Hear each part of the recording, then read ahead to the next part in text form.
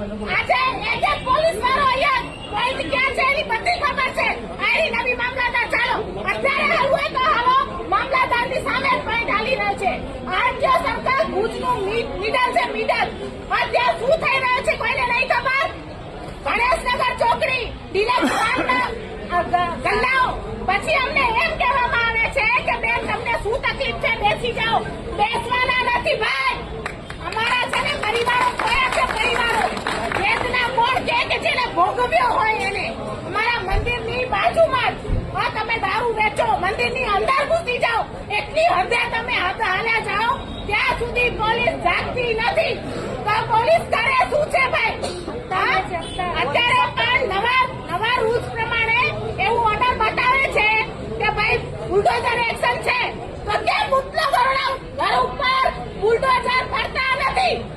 હા એનો જવાબ આપો. એટલે જેટલા લોકો પોતાનો જીવ હથેળી ઉપર લઈને આવ્યા હોય ને એ રેડ નાખો નીકળજો. બાકી પોલીસ નો કામ નથી ભાઈ. અહીંથી કઉ છું પોલીસ નો કોઈ કામ નથી. તમારા સાથે બે પોલીસ હાલશે ને તો એની બદલી કરી દેવામાં આવશે એ હું તમને અહીંથી કઉ છું.